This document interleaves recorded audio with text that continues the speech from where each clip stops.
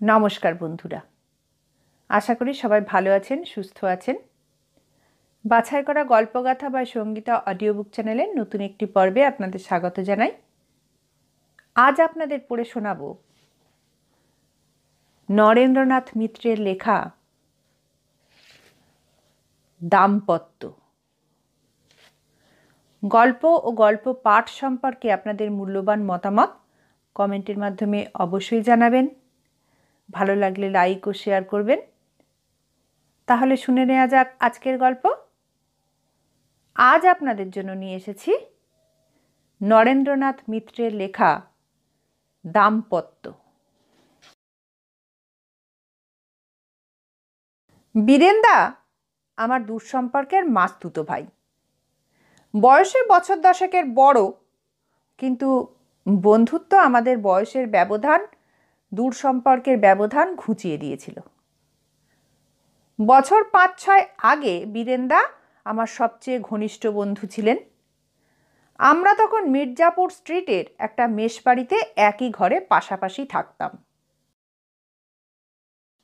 সাহিত্য, সমাজ, দর্শন নিয়ে ছাদে অনেক রাত অবধি আলোচনা করতাম। সব সময় মতের মিল হতো তা নয়, কিন্তু সে অমিলে মনের মিল আটকাতো না।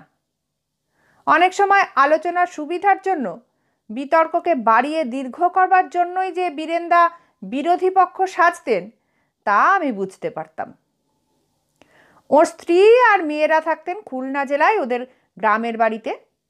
মাঝে মাঝে ছুটি নিয়ে বাড়ি যেতেন বীরেনদা। আমি একবার ওর সঙ্গে গেছি। বিরহের দিনগুলি বড় বড় আর ঘন ঘন চিঠিতে ভরে উঠত। আমি মাঝে মাঝে হেসে বলতাম, ডাক খরচা না বাড়িয়ে বৌদিকে এখানে নিয়ে আসুন না বীরেনদা, কলকাতায় বাসা করুন একটা। বীরেনদা বলতেন, খেপেছ, স্থায়ী চাকরি বাকরি নেই, শহরে বাসা করে কি মরবো? তাছাড়া অত জড়ানো সংসার আমার স্বভাবে সয় না। এই বেশ আছি, নিজেকে মাঝে মাঝে ব্যাচেলার ভাবতে পারি, তোমাদের মতো ব্যাচেলারদের সঙ্গে বন্ধুত্ব রাখতে পারি, বাসা করলে তার পেরে উঠবো না। যুক্তিটা স্বার্থপরের মতোই মনে হতো আমার কাছে। মনে মনে ভাবতাম, বৌদিরও তো একটা স্বাদ আহ্লাদ আছে, তারও তো শহরে এসে বাস করতে ইচ্ছা করে, 5 জনের সঙ্গে মিলতে মিশতে দেখতে শুনতে ইচ্ছা যায়। কিন্তু বীরেনদার অসামর্থ্যের কথা ভেবে চুপ করে থাকতাম। বৌদি কিন্তু চুপ করে থাকতেন না। বাসা করবার জন্য চিঠিপত্রে প্রায়ই স্বামীকে অনুরোধ করতেন, অনুযোগ অভিযোগ জানাতেন। যখন দেখা সাক্ষাৎ হতো তখনও ঘুরিয়ে ফিরিয়ে ওই একই কথা বলতেন, এখানে আমার আর ভালো লাগে না, দুটো কথা বলবো এমন লোক নেই। পাড়াপড়শি যে কজন আছে সব কুটকা চালে, কেবল নিন্দামন্দ পরচর্চা। কিন্তু আমি নিজের জন্য বলছি না নিমু ঠাকুরপো, নিজের কথা আর ভাবিনি। যে লোকের হাতে পড়েছি তাতে নিজের ভবিষ্যৎ আমার আর জানতে বাকি নেই। আমি ভাবি মেয়েগুলির জন্য। দেখতে স্ত্রী তো এক একটির ওই, তার উপরে যদি লেখাপড়াও একটু আধটু না শেখে, বৈদ্যের মেয়ে, ওদের নেবে কে বলো তো? ওদের গতি কি হবে? বীরেনদা বলতেন, বৈদ্যের মেয়েদের যদি বৈদ্যের ছেলেরা না নেয়, হাঁড়ি ডোমের সঙ্গে বিয়ে দেব। বৌদি রাগ করে বলতেন, তোমার মতো বাপের ঘরে যখন ওরা জন্মেছে তখন সেই রকম গতি ওদের হবে, কিন্তু হাঁড়ি ডোমও নেবে না, তাদেরও ভালো মন্দ পছন্দ অপছন্দ আছে। তখন পর্যন্ত 4টি না 5টি যেন মেয়ে হয়েছিল বীরেনদার। দেখতে দাদার মতোই কালো, গড়নও ওই রকম লম্বা পাকাটে, বীরেনদার মতোই বড় চোয়ালে, জ্যামিতিক চতুর্ভুজের মতন মুখের আদল। বৌদি ওদের দিকে তাকিয়ে দীর্ঘশ্বাস ফেলতেন, এও এক ভাগ্য, এতগুলো সন্তান হলো, সবকটি মেয়ে, চেহারাও সবকটির একেবারে বাপের মতো। একটাও দেখতে শুনতে একটু অন্যরকম হতে পারত। বীরেনদা হাসতে হাসতে বলতেন, অন্যরকম পরীক্ষা টরীক্ষা করে দেখলে তো অন্যরকম হবে। আমি বলি কি, সুন্দর সন্তানের যখন এতই স্বাদ তোমার, সেই চেষ্টাই একটু করে দেখো, তাতে যদি ফুটফুটে চেহারার ছেলে পুলে হয়। নিজে তো সুন্দরী ছিলে, কিন্তু শুধু তাতে যখন কুলোলো না। আমার সামনেই এ ধরনের পরিহাস করায় বৌদি শুধু লজ্জাতেই আরক্ত হতেন না, রাগেও রক্তবর্ণ হতেন। আমার দিকে তাকিয়ে বলতেন, শুনলে নিমু ঠাকুরপো, শুনলে? এমন মানুষের সঙ্গে কোনো কথা বলা যায় না, এর সঙ্গে ঘর সংসার চলে? বীরেনদা বলতেন, আমিও তো তাই বলছি, মানুষ বদলাও। বৌদি এবার একটু হাসলেন। বদলাবার তুমি জোর রেখেছো কি না যে বদলাবো? এতগুলি ছেলে পুলে হয়ে গেছে, বুড়ো হয়ে গেছি, এখন আমাকে নেবে কে? বীরেনদা অদ্ভুত একটু হাসতেন। যদি নিত তাহলে যেতে না? কিন্তু কেবল তো আমার চেহারা নয়, স্বভাব চরিত্রও গোড়াতেই টের পেয়েছিলে, তখন গেলে না কেন? এখনো অবশ্য আশা ছাড়বার কোনো কারণ নেই। হলোই বা অতগুলো সন্তান, হলোই বা 32 বছর বয়স, তোমাকে দেখে তো আর ধরা যায় না। একটু আঁটোসাঁটোভাবে সেজে গুজে থাকলে দিব্যি 25-26 বলেই চালিয়ে দেওয়া যায়। কি বলো নির্মল? তা যায় না রমাকে? বীরেনদা সাধারণত স্ত্রীকে নাম ধরে ডাকতেন না। ঠাট্টা পরিহাস ব্যঙ্গ বিদ্রুপের সময়ই এমন করে স্ত্রীর নাম উচ্চারণ করতেন। এ কথার জবাবে রমা বৌদি বীরেনদার দিকে অপলকে খানিকক্ষণ তাকিয়ে চোখ ফিরিয়ে নিয়ে বলতেন, এসো নিমু ঠাকুরপো, চা খাবে তো আমার সঙ্গে রান্নাঘরে এসো, আমি এত দূর বয়ে আনতে পারবো না। বছর 5-6 আগে বীরেনদা শেষ পর্যন্ত কলকাতায় বাসা করলেন। মলঙ্গা লেনের পুরনো একটা দোতলা ভাড়াটে বাড়ির একতলায় ছোট ছোট দুখানা ঘর।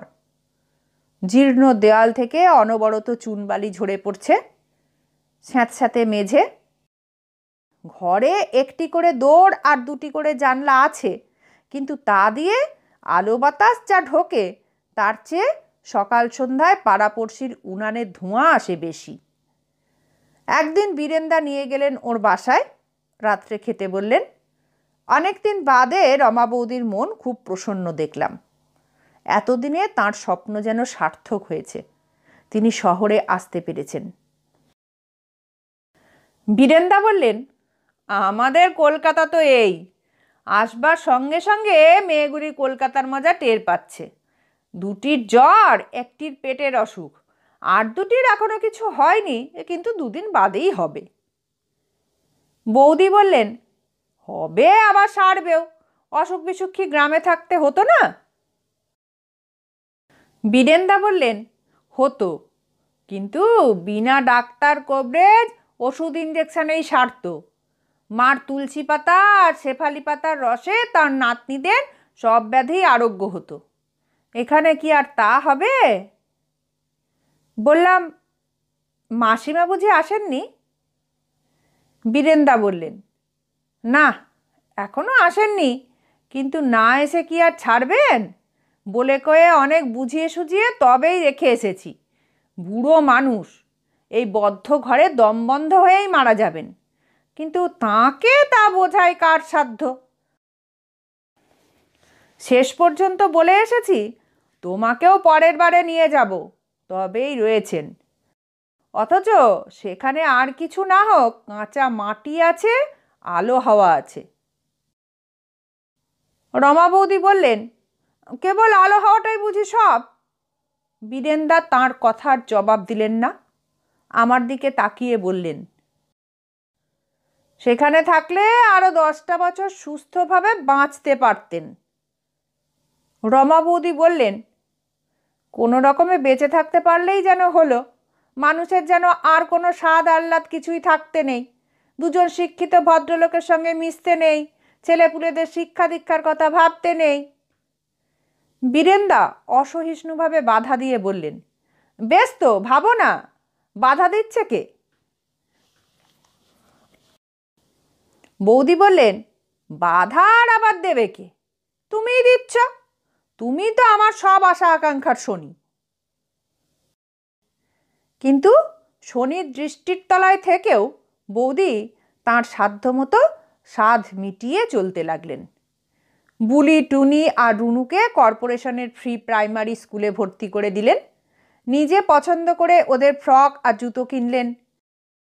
নাপিত ডেকে নিজে দাঁড়িয়ে থেকে ছোট মেয়েদের চুল হাল ফ্যাশন মতো বব ছাঁটা করে দিলেন।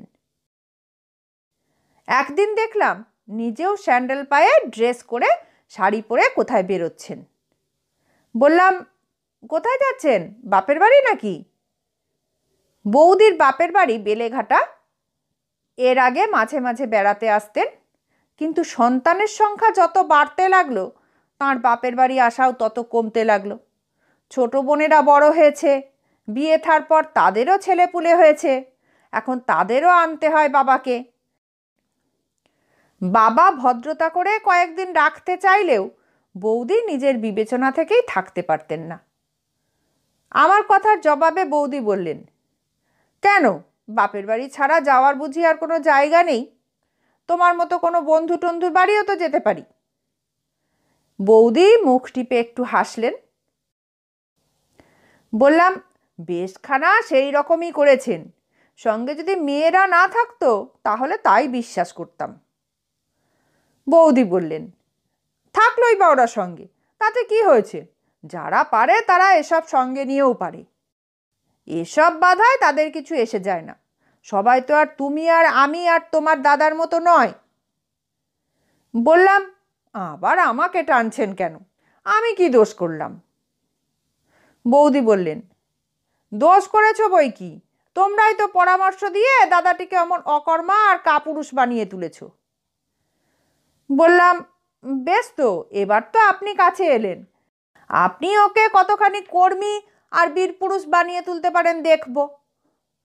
বৌদি হেসে বললেন, সেই ইচ্ছাই তো আছে, এখন আমার কপাল। এরপর বীরেন্দা আস্তে আস্তে বিচ্ছিন্ন হয়ে পড়লেন। আমার মনে হলো বৌদি তা করালেন। চাকরির পরেও টিউশন করে, লাইফ ইন্স্যুরেন্সের দালালি করে যাতে সংসারের আয় বৃদ্ধি হয়, বারবার তিনি বীরেন্দাকে প্রেরণা দিতে লাগলেন। দাদার কাছে সেটা তাড়নাই মনে হলো। মেশে যখন আমার সঙ্গে দেখা সাক্ষাৎ করতে আসতেন, বেশিরভাগ সময়ই বীরেন্দা স্ত্রীর বিরুদ্ধে নালিশ জানাতেন। স্থূল প্রকৃতির, স্থূল রুচির মেয়ে মানুষ, সংসারে খাওয়া পড়া ছাড়া আর কিছুই চিনল না। বলতাম, চেনার সুযোগ কোথায় বীরেন্দা? প্রাইমারি নিডসগুলো তো আগে মেটা চাই। বীরেন্দা বলতেন, দেখো, ও একটা কথার কথা, নেহাতি বাজে অজুহাত। প্রাইমারি সেকেন্ডারি কথাগুলো রিলেটিভ, আর আজ যা সেকেন্ডারি কালই তা প্রাইমারি হয়ে ওঠে। নিডসকে প্রশ্রয় দিলে ওরা তোমার ঘাড়ে চাপবেই। চোখের উপর সেন্স অফ ভ্যালুস দিনের পর দিন কিভাবে বদলে যাচ্ছে দেখেছো তো? কাল পাশের ঘরের ভাড়াটেদের সঙ্গে গিয়েছিল সিনেমায়, বাজে একটা ছবি, অত করে বারণ করলাম, তবু দেখা চাই। দেখবার লোভটা যে ততটা আছে তা নয়, পাছে প্রতিবেশীরা মনে করে দেখবার পয়সা আমাদের নেই, সেই হলো ভয়। মজাটা দেখেছ? এমনি কথায় কথায় বৌদির প্রসঙ্গ টেনে আনতেন বীরেন্দা। তারপর শুরু হতো স্ত্রীর অবাধ্যতা আর একগুয়েমির কাহিনী, সেই সঙ্গে সংসারের অভাব অনটনের কথা। আমার ভালো লাগতো না। একদিন স্পষ্টই বললাম, বীরেন্দা আসুন, এবার অন্য কথা টথা বলি। সংসারে স্ত্রী আর ছেলেপুলে তো শুধু আপনারই আছে এমন নয়। বেশ তো, খুব যদি অসুবিধা বোধ করেন ওদের ফের দেশে পাঠিয়ে দিন না। বীরেন্দা বললেন, তার কি আর জো আছে ভাই? পাকিস্তান হওয়ার পরে মা পর্যন্ত এখানে চলে এসেছেন, ঘর তালা বন্ধ, বাড়িতে আর কেউ যাবেন না। বুঝতে পারলাম আমি অমন রূঢ় কথা বলায় বীরেন্দা খুব আহত হয়েছেন। তিনি শিগগির আর এলেন না। আমি একদিন গিয়ে আনুষ্ঠানিকভাবে ক্ষমা চাইলাম। বৌদির সংসারের খোঁজ খবর নিলাম। বুলি টুনিকে ডেকে পড়াশোনার কথা জিজ্ঞাসা করলাম, কিন্তু তেমন করে আর জমল না। প্রত্যেক সম্পর্কের মধ্যেই জোয়ার ভাঁটা আছে। কি করে কখন যে সেই ভাঁটার টান শুরু হয়ে যায় তা টের পাওয়া যায় না। বীরেনদা যে মার্চেন্ট অফিসে ছিলেন সেটা ছাড়লেন, আবার আর একটায় ঢুকলেন। বছর দেড়েক বাদে আরও একবার চাকরি বদলালেন। বৌদি আরও দুটি মেয়ের মা হয়েছেন খবর পেলাম, কিন্তু সবই যেন নেহাত খবর মাত্র। এদিকে নিজের সংসার নিয়ে আমাকেও ব্যস্ত থাকতে হলো। মা আর ভাই বোনেরা থাকে ভাগলপুরে কাকার কাছে। দেবর আর বৌদির মধ্যে বনিবনাও হচ্ছে না, অথচ পৃথক হয়ে যেতেও চক্ষু লজ্জায় বাঁধছে, কিন্তু ঝগড়াঝাটি থামছে না। মাঝে মাঝে আমাকে গিয়ে আপোষ মীমাংসা করে আসতে হচ্ছে। নিজের চাকরি বাকরি নিয়েও যে খুব সুখে আছি তা নয়। বীরেনদার সঙ্গে যোগাযোগ হ্রাস পেতে পেতে প্রায় বন্ধ হবার জো হলো। এর মধ্যে বীরেনদা নিজেই এলেন একদিন আমাদের ব্যাংকে, টাকা রাখতে নয়, চাকরির খোঁজে। বললাম, সে কি, আপনার আগের চাকরির কি হলো? বীরেনদা বললেন, সে গেছে, তোমাদের এখানে আছে নাকি কিছু খালি টালি? বললাম, খেয়ে পেয়েছেন? এই তো মাসখানেক আগে ছাঁটাই হয়ে গেল। বীরেনদা বললেন, তাই নাকি? আচ্ছা, বলা রইল, যদি কোনো সুযোগ সুবিধা পাও। বললাম, নিশ্চয়ই, সে কি আপনাকে বলতে হবে বীরেনদা? বীরেনদা একটু হাসলেন। বোধহয় আমার প্রতিশ্রুতির কৃত্রিমতা তিনি টের পেয়েছিলেন। আমার মুখে যতখানি উৎসাহ ছিল, মনে ততখানি ছিল না, সেটা বোধ করি তার বুঝতে বাকি থাকেনি। কিন্তু বেশি উৎসাহ, বেশি আশা ভরসা আমি বা তাকে কোত্থেকে দেব? নিজেরই কি তেমন সহায় সম্পদ আছে? নেই। তাছাড়া বীরেনদারও দোষ যথেষ্ট। চাকরি করা ওর ধাতে নেই, মন দিয়ে কাজকর্ম করলেন না। এত বয়স হলো, মন দিয়ে কোনো কাজ শিখলেনও না, চিরকাল কেবল এড়িয়ে এড়িয়ে পালিয়ে পালিয়ে বেড়ালেন। এমন কর্মভীরু লোক আমি আর দুটি দেখিনি। একটি মাত্র কাজে বীরেনদার উৎসাহ আছে, বাক্যে, তত্ত্বালোচনায়। বীরেনদা যখন বলেন, কায় মন দিয়ে বলেন, একেবারে বাংময় পুরুষ। আমি একদিন বলেছি, আপনি ফিলোজফিতে এমএটা দিয়ে দিন, একটা প্রফেসরিটারি যেমন করেই হোক জুটিয়ে নিতে পারবেন, সেই আপনার লাইন। তুমি বুঝি তাই ভেবেছ? আমি মাস্টারি শুরু করলে ক্লাসের চেয়ার বেঞ্চগুলো ছাড়া আর কিছুই থাকবে না, সে চেষ্টাও করে দেখেছি।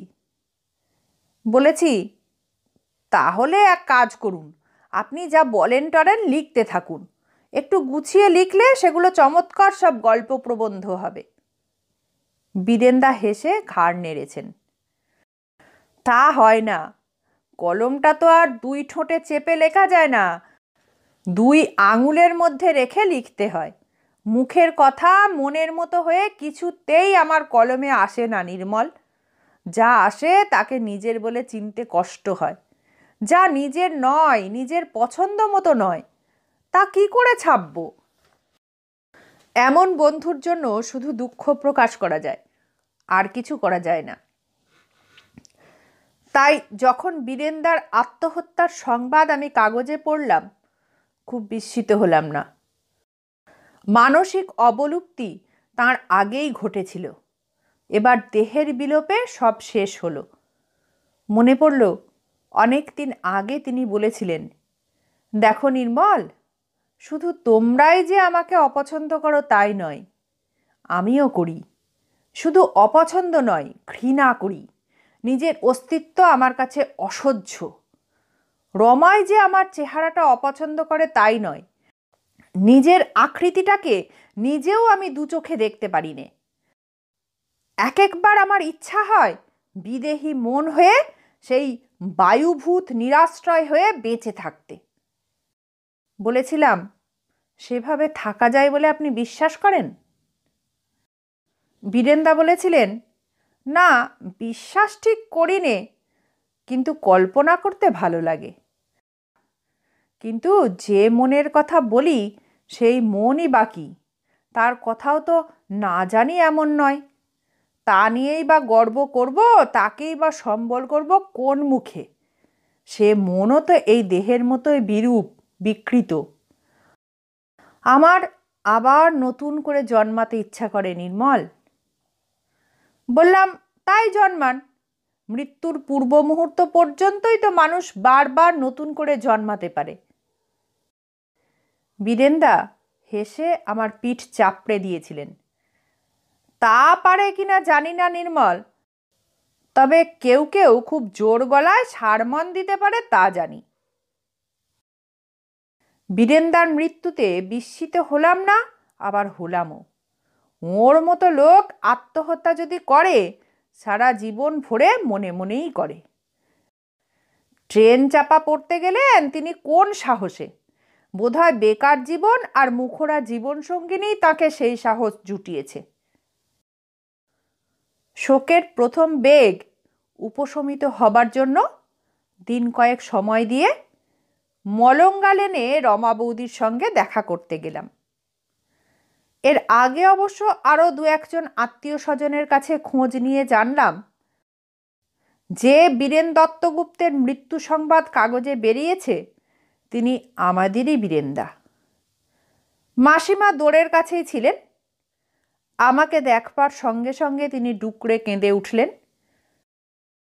ওরে নিমু, কি দেখতে এলি রে, কি দেখতে এলি তুই? বীরু আমার সর্বনাশ করে গেছে, আমার মাথায় বাড়ি দিয়ে গেছে রে। একটু বাদে মাসিমা খানিকটা শান্ত হলে জিজ্ঞাসা করলাম, বীরেন্দা কেন এমন করতে গেলেন মাসিমা?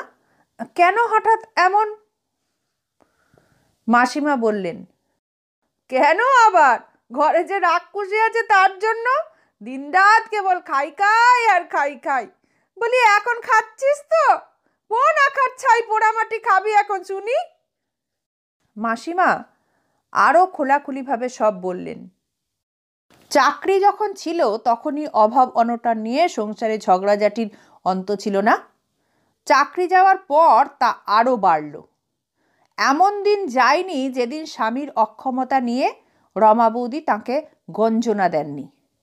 কতদিন ঝগড়া করে না খেয়ে রয়েছেন বীরেন্দা, কতদিন খেতে বসে চোখের জল ফেলে উঠে গেছেন। বলি, চাকরি কি লোকে যায় না? বেকার কি লোকে হয় না? কিন্তু এমনটা হয় কোন সংসারে? মাসিমা আমার দিকে তাকিয়ে জিজ্ঞাসা করলেন। বললাম, কিন্তু এসব তো ওদের গোড়া থেকেই ছিল। হঠাৎ মনিরামপুরের ওদিকেই বা কেন গেলেন? আর মাসিমা বললেন, টাকার জন্য সে কোথায় না যেত। বাসায় একটু কালো কি তার সুস্থ মতো থাকবার জো ছিল? ঘরে বউ আর দোরগোড়ায় পাওনাদার, এদের জ্বালায় সে রাত দিন অস্থির হয়ে পৃথিবীময় ছুটোছুটি করে বেড়াতো। মনিরামপুরে ওর এক বন্ধু আছে অসিত চাটুর্যে, শুনেছি নাকি বড় লোক বন্ধু। বন্ধু নয় তো, শত্রু। এত কাণ্ড হলো, একবার দেখা পর্যন্ত করতে এলো না, পাছে থানা পুলিশের হাঙ্গামায় পড়তে হয়। বাছা আমার কিন্তু কাউকেই জড়িয়ে যায়নি। লিখে গেছে, আমার মৃত্যুর জন্য কেউ দায়ী নয়। আসলে যে দায়ী তার নাম কেন লিখে গেল না? কেন ওই রাক্ষসীর নামই পরিষ্কার করে লিখে গেলি না রে বাবা? তার যখন লজ্জা শরম নেই, তুই অত লজ্জা করতে গেলি কেন? মাসিমা ফের কেঁদে উঠলেন। আমি কোনো রকমে তাকে এড়িয়ে রমা বৌদির ঘরে গেলাম। সাদা থানের আবরণের সম্পূর্ণ নিরাভরণা মূর্তি, মাথায় আঁচল নেই, আতেলা একরাশ চুল পিঠময় ছড়িয়ে পড়েছে। যাকে বধূ বেশে দেখেছি তার এই রূপ যেন সহসা সহ্য করা যায় না। আমি কিছু বলবার আগেই রমা বৌদি বললেন, এই যে এসো, অনেক দিন তোমার সঙ্গে দেখা সাক্ষাৎ ছিল না, তবু এই উপলক্ষে দেখা হলো। রমা বৌদি একটু হাসলেন। আমি নীরবে তিরস্কারটুকু সহ্য করলাম। রমা বৌদি বললেন, তারপর আছো কেমন? এ প্রশ্নের কোনো জবাব না দিয়ে বললাম, ভেবেছিলাম আপনি বুঝি বাপের বাড়ি গেছেন। যান না, সেখান থেকে ঘুরে এলে। রমা বৌদি বললেন, বাপের বাড়ি? কেন, বাপের বাড়ি যাব কেন? সেখানে যেতে হলে আগেই যাওয়া উচিত ছিল। এখন যে দশা দেখছ, সে বেঁচে থাকতে এর চেয়ে কি অন্যরকম কিছু ছিল? আমরা এখনও যা তখনও তাই। নতুন কিছুই তো হয়নি নিমু ঠাকুরপো। বুঝতে পারলাম ফের বীরেন্দার অক্ষমতার ইঙ্গিত দিচ্ছেন রমা বৌদি।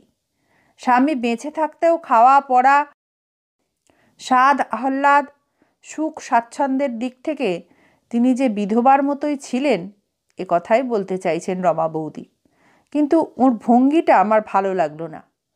যিনি চলে গেছেন তাঁর সম্বন্ধে একটু ভাবপ্রবণ হবেন, এমনটাই যেন আশা করেছিলাম রমা বৌদির কাছ থেকে।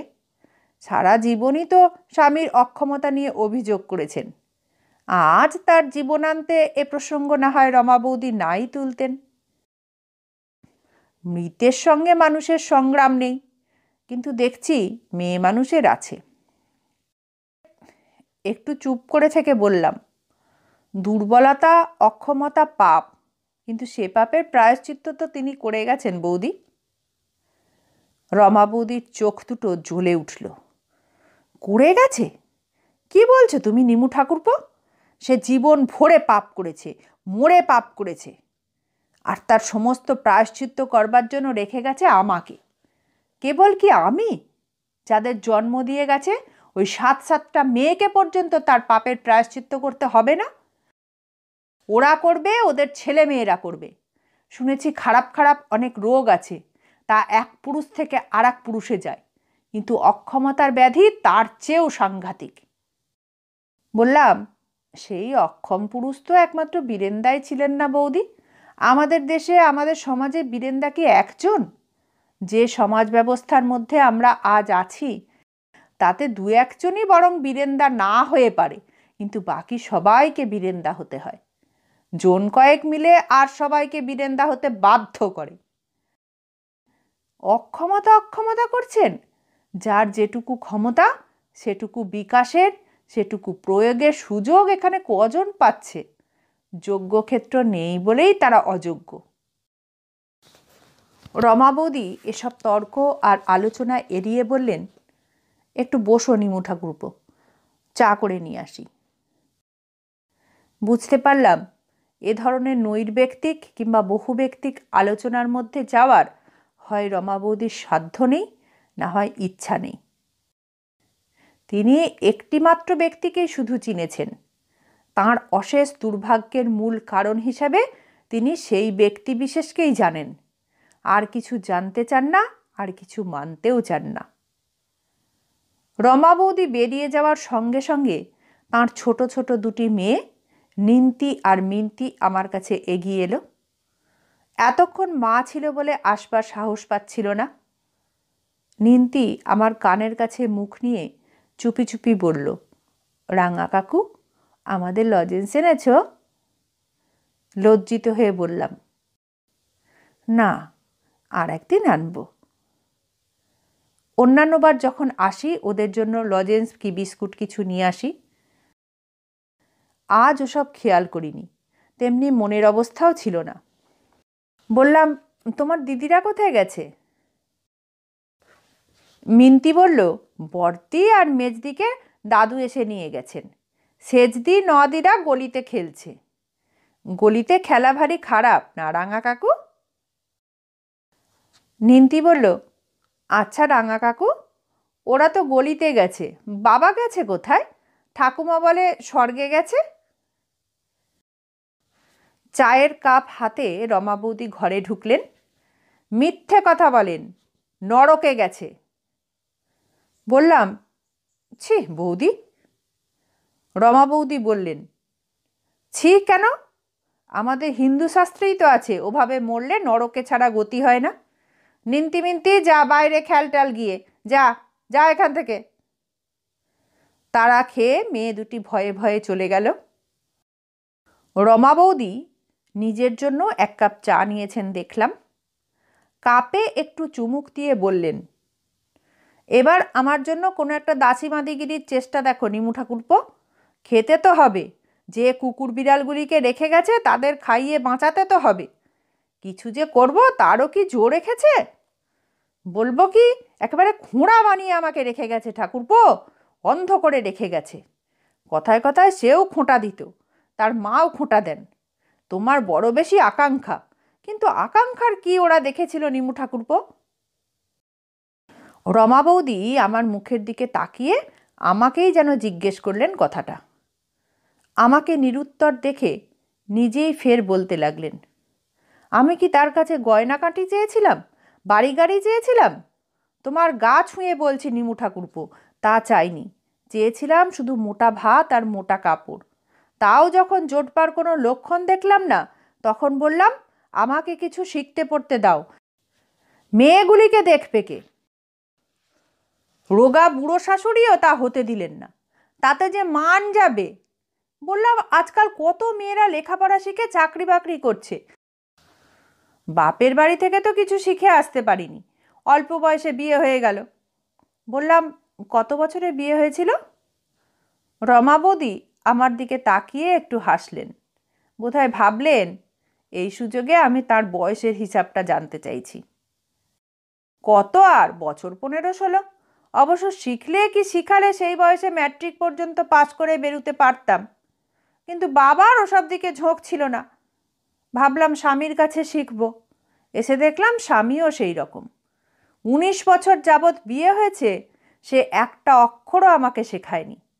বই নিয়ে নিজে দিনরাত পড়ে থাকতো, কিন্তু আমাকে পড়াতে তার মন যেত না। স্বার্থপর, একান্ত স্বার্থপর আর আত্মসর্বস্ব লোক ছিল। সে আমাকে কিছুই দিয়ে যায়নি নিমু ঠাকুরপো, দিয়ে গেছে শুধু 7-7টা কুকুর বিড়াল। আচ্ছা করে আমার হাত পা বেঁধে রেখে গেছে। আস্তে আস্তে আমি চা শেষ করলাম। সারাক্ষণ মৃত স্বামীর নিন্দামন্দই করতে লাগলেন রমা বৌদি। কোনো একটা মমতার কথা শুনলাম না তার মুখে। স্বামীকে স্মরণ করে একবারও তাঁর চোখ অশ্রুসিক্ত হয়ে উঠল না। 19 বছরের দাম্পত্য জীবনে বীরেন্দা কি তাঁকে একটু সোহাগ আদরও করেননি? প্রথম যৌবনের সুখস্মৃতির কথা একবারও মনে পড়েনি রমা বৌদির? সেই স্নেহপ্রেমের অভাব চিরদিনের জন্য ঘটল, সে দুঃখ কি ওর মনে একবারও জাগে না? আমি এমন আর দেখিনি। কেমন যেন অস্বস্তি বোধ করতে লাগলাম।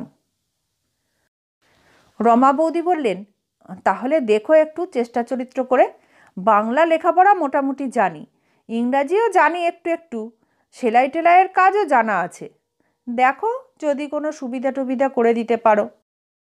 বললাম নিশ্চয়ই, সে কথা আপনাকে বলতে হবে না বৌদি, আমি সাধ্যমতো চেষ্টা করব। বন্ধু বান্ধব সবাইকেও বলবো। ভাববেন না, একটা না একটা ব্যবস্থা হবেই। সদরের কাছে ফের মাসিমার সঙ্গে দেখা হলো। তিনি বললেন, আমি আড়াল থেকে সব শুনেছি নিমু। হারামজাদির মুখ তো নয়, যেন আগুন। সে বেঁচে থাকতেও তাকে দগ্ধে মেরেছে, এখন মরে যাওয়ার পরেও রাক্ষসী তাকে রেহাই দিচ্ছে না। মুখ দিয়ে 24 ঘন্টা ওর এমনি কেবল আগুনই বেরোচ্ছে। যে শুনছে সেই অবাক হয়ে যাচ্ছে। হ্যাঁ রে নিমু, মরা মানুষের উপর কারো রাগ থাকে? আমি কোনো জবাব দিলাম না। মাসিমা বললেন, ওর চোখে এক ফোঁটা জল দেখলি? আজ তো তবু 7 দিন হয়ে গেল। প্রথম যেদিন খবর এলো, একটু বাদে বীরুকে নিয়ে এলো ওরা, সেদিন ও রাক্ষসী কাঁদেনি। কাঁদবে কি, ও তো জানে ওর জন্যই সে গেছে। ওই তো ঠেলে মরণের মুখে পাঠিয়েছে তাকে। পাড়া পড়ছিরা পর্যন্ত চোখের জল ফেলেছে। বীরু আমার এত ভালো মানুষ ছিল, কোনো দিনও কারোর সঙ্গে ঝগড়া তো দূরের কথা, মন কষাকষি পর্যন্ত হয়নি। কেবল ওই তাকে দু চোখে দেখতে পারতো না, আর সবাই পারতো, সবাই ভালোবাসতো। বললাম, তা তো বাস্তই। মাসিমা বললেন, কিন্তু ও হারামজাদি বাঁচতো না, গোড়া থেকেই ওর কুনজরে পড়েছিল। কি বিষি যে আমি ঘরে এনেছিলাম, সেই বিষে বিষেই সে আমার শেষ হয়ে গেল। না দেখতে পারলি, না ভালোবাসলি, তবু তো একসঙ্গে এতকাল ঘর সংসার করেছিস, তার জন্য তো একটু মায়া মমতা হয়। কিন্তু বলবো কি নিমু, ও একেবারে নিষ্ঠুর পাষাণ, এক ফোঁটা চোখের জল পর্যন্ত ফেললো না। শুনেছি ঘরের পরিবারের চোখের জলে আত্মা শান্তি পায়, তার তাপ জুড়োয়। কিন্তু এমন কালসাপিনীকে ঘরে এনেছিলাম। মাসিমা ফের কেঁদে উঠলেন। রমা বৌদির জন্য সাধ্যমতো খোঁজ খবর করতে লাগলাম, কিন্তু তেমন সুবিধা হয়ে উঠল না। ভাবলাম একটা সিঙ্গার মেশিন আর কিছু ছিট কাপড় ওকে কিনে দেব, কিন্তু নিজের তহবিলে যা আছে তাতে ওটুকুও কুলোয় না। আর কার কাছে হাত পাতা যায় ভাবছি, হঠাৎ আমার মেসের ঠিকানায় নীল রঙের এনভেলাপের একখানা চিঠি এলো। রুমমেট শৈলেশ চিঠিখানা হাতে করে এনে হাসতে হাসতে বলল, ব্যাপার কি, আমাদের ঋষ্যশৃঙ্গ নির্মল সেনের নামে মেয়েলি চিঠি, ডুবে ডুবে জল খাওয়া হচ্ছে নাকি? বললাম, ডুবলে জল তো কিছু পেটে যাই। উপরের হাতের লেখা দেখে ঠিক আন্দাজ করতে পারলাম না যে দু একটি মেয়েলি লেখার সঙ্গে আমার পরিচয় আছে, এ লেখা সেসব হাতের নয়। গোটা গোটা সুন্দর বাংলা অক্ষরে আমার নামাঙ্কিত খামের কিনারাটা ছিঁড়ে ফেলে চিঠি খুলে তাড়াতাড়ি স্বাক্ষরকারিনীর নাম দেখে নিলাম, রমা দত্তগুপ্তা। এবার নীল রঙের খামের হেতু বুঝলাম। বীরেন্দা এ ধরনের নীলাভ রঙের খাম ভালোবাসতেন। বুড়ো বয়স পর্যন্তও রঙিন খামে চিঠি লিখতেন। বৌদির চিঠি কদাচিৎ কখনো আসত, তাও এই নীল রঙের খামে। খামগুলি বীরেন্দায় তাঁকে কিনে দিয়ে আসতেন। জীবনে তাঁর আর তো কোথাও রং ছিল না, সমস্ত গোপন রং যেন শুধু চিঠির খামে আর চিঠির ভাষায় গিয়ে জড়ো হয়েছিল। রমা বৌদির চিঠির পাতাও নীল রঙের। কেমন একটা অস্বস্তি বোধ করতে লাগলাম। বীরেন্দার কিনে দেওয়া চিঠির প্যাড আর খামে তাঁর মারা যাওয়ার দুদিন বাদে রমা বৌদি আমাকে চিঠি লিখছেন। বীরেন্দা বেঁচে থাকতে একখানা চিঠিও রমা বৌদির পাইনি। আজ কি লিখেছেন রমা বৌদি? কল্যাণী এসু নিমু ঠাকুরপো, ভেবেছিলাম চিঠিতে সব কথা জানাতে পারবো। এত চেষ্টা করলাম, পারলাম না। তুমি এসো, চিঠি পাওয়া মাত্রই চলে এসো, সাক্ষাতেই সব বলবো। বলা আমার পক্ষে কঠিন হবে, তবু তোমাকে না বলে উপায় নেই। ইতি। শৈলেশ আমার হাত থেকে চিঠিটা কেড়ে নিয়ে সবটা পড়ে একটু মুচকে হেসে বলল, কি ব্যাপার, তোমার এই সুহাগিনী বৌদিটি কে হে নির্মল? বিষয়টা যেন বড়ই জটিল জটিল লাগছে। শৈলেশ আরও কি বলতে যাচ্ছিল, আমি তাকে ধমক দিয়ে থামিয়ে দিলাম। ব্যাপারটা আমার কাছেও বড় জটিল লাগছে। তবু চিঠি পাওয়া মাত্রই যেতে পারলাম না, অফিসের বেলা হয়ে গিয়েছিল। ছুটির পরে সন্ধ্যার দিকে গেলাম মলঙ্গা লেনে। রমা বৌদি বললেন, এসো। ঘর থেকে আজও মেয়েগুলোকে বের করে দিলেন। ঘরে আলো জ্বালালেন না, তক্তাপোষের এক কিনারে গিয়ে চুপ করে রইলেন। আমি আরও ঘাবড়ে গিয়ে বললাম, ব্যাপার কি, হঠাৎ অমন মারাত্মক চিঠি লিখতে গেলেন কেন? রমা বৌদি কি যেন ভাবছিলেন। এবার আমার গলা শুনে একটু হাসলেন। মারাত্মক? ও, তুমি বুঝি অন্যরকম কিছু মনে করে তাড়াতাড়ি ছুটে এসেছো? তা লিখলামই বা এক আধখানা মারাত্মক চিঠি, কাউকে তো লিখিনি, না হয় তোমাকেই লিখলাম। বললাম, ঠাট্টা থাক, ব্যাপার কি বলুন। রমা বৌদি ফের একটুকাল মুখ নিচু করে রইলেন, তারপর বললেন, ব্যাপারটা তুমি যা ভেবেছ তার চেয়েও মারাত্মক। আমি আবার সে আমার আবারও সর্বনাশ করে গেছে নিমু ঠাকুরপো। আমি একটুকাল স্তব্ধ হয়ে রইলাম, তারপর চেষ্টা করেও কিছু একটা বলতে পারলাম না। রমা বৌদি বললেন, প্রথমে ভেবেছিলাম অন্য কিছু, এরকম অনিয়ম আমার মাঝে মাঝে হয়। তারপর ভাবলাম টিউমারটার কারণ তাও একবার হয়েছিল, কিন্তু এবার যে এই সর্বনাশ এসেছে ধারণাই করিনি। এবার সত্যি সত্যি একটা অদ্ভুত বিদ্বেষ আর বিতৃষ্ণা এলো আমার বীরেন্দার ওপর। এ কি অসংযম! আমি অকৃত্রিম আত্মসংযমের কথা বলছি না, কিন্তু আজকাল তো জন্ম নিয়ন্ত্রণের কত কৃত্রিম ব্যবস্থাই হয়েছে। বীরেন্দা কি তা জানতেন না? তিনি সব রকম খোঁজখবরই যখন রাখতেন, এটাও তার না জানার কথা নয়। নাকি ওদের ভিতরে গভীর প্রেমের অভাব ছিল বলে, পরস্পরের শিক্ষা আর রুচির ব্যবধান ছিল বলে ওরা দৈহিক মিলনে সামান্যতম ব্যবধানও মানতে চাইতেন না? শুধু দেহের ভিতর দিয়ে ওরা পরস্পরের মনকে ছুঁতে চাইতেন, মনকে পেতে চাইতেন। মনে পড়ল, স্বজন বন্ধুদের মধ্যে আমি এমন আরও দু একজনকে দেখেছি। তাঁদের পরস্পরের মধ্যে মনের মিল যত কম, দেহের মিলন আকাঙ্ক্ষা তত বেশি, সন্তান সংখ্যা তত প্রচুর। নিজে দাম্পত্য জীবনের রহস্য জানি না, কিন্তু অবস্থাটা আমার কাছে ভারী অদ্ভুত, এমনকি অসহনীয় মনে হয়। মৃত বলেও বীরেন্দাকে আমি আজ কিছুতেই ক্ষমা করতে পারলাম না। কেমন একটা অস্বস্তি যেন বোধ করতে লাগলাম, যেমন প্রেতের কল্পনায় পড়ে থাকি। আর একটা কথা গোপন করব না, এই অস্বস্তিকর অনুভূতিতে রমা বৌদিও যে আমার অংশভাগিনী, এ কথা জেনে খানিকটা যেন স্বস্তি পেলাম। একটু বাদে রমা বৌদি বললেন, আর কাউকে বলতে পারবো না বলেই তোমাকে ডেকেছি। তুমি আমার একটা ব্যবস্থা করে দাও নিমু ঠাকুরপো। চমকে উঠে বললাম, আমি আমি কি ব্যবস্থা করব? এ আপনি কি বলছেন? রমা বৌদি বললেন, সে যে প্রতিশোধ নিয়ে গেল, আমি তার উপর শোধ তুলব না? আমি কিছুতেই তার কাছে আর একবার জব্দ হব না। জীবনে 7 পার হয়েছি, আর নয়। এই উপকারটুকু তুমি আমার করো ঠাকুরপো, সেই জন্যেই তোমাকে আজ ডেকে এনেছি। বললাম, ছি, কি বলছেন আপনি? রমা বৌদি বললেন, ঠিকই বলছি, 7টাই তো ভাতে মরবে, আবার আর একটাকে কেন?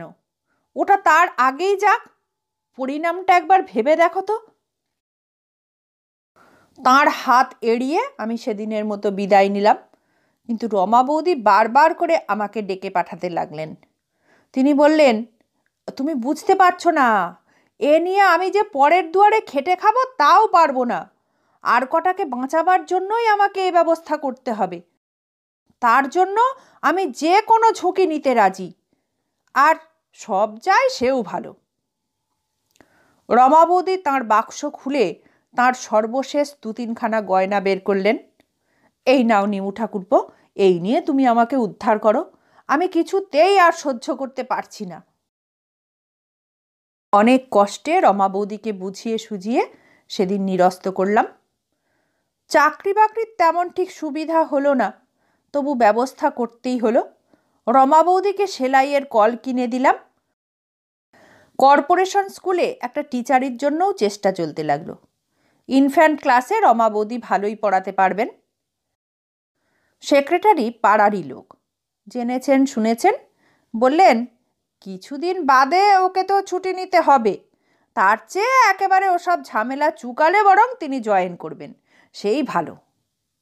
শুনে ফের রমা বৌদি আফসোস করতে লাগলেন, পরম শত্রু আমার হাত পা এমন করে বেঁধে রেখে গেল, যাবার আগেও সে শত্রুতা করতে ছাড়ল না, আমি এখন করব কি?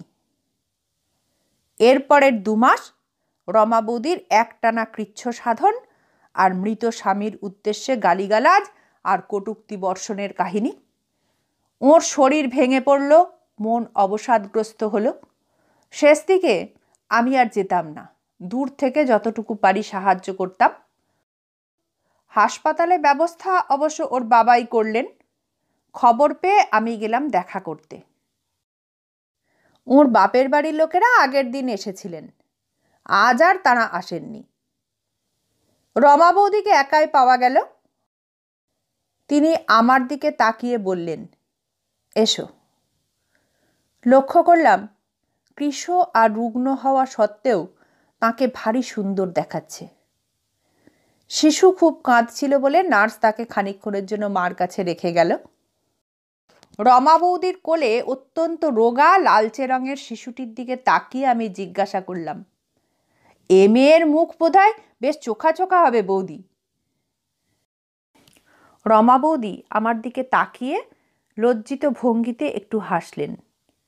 মেয়ে কে বলল তোমাকে? ছেলে, বলে মুখ ফেরালেন রমা বৌদি। বুঝতে পারলাম আমি ভুল শুনেছিলাম, কিংবা কি শুনেছিলাম খেয়াল করিনি। বললাম, তাই নাকি? রমা বৌদি আমার দিকে ফিরে তাকালেন, কোনো জবাব দিলেন না। দেখলাম ওর বড় বড় সুন্দর দুটি চোখ জলে ভরে উঠেছে। বললাম, কাঁদছেন কেন রমা বৌদি? হয়েছে যখন একটা ব্যবস্থা হবেই, যেমন করে হোক চলে যাবেই, আপনি ভাববেন না। রমা বৌদি বললেন, সে কথা আমি ভাবছি না নিমু ঠাকুরপো। বললাম, তবে?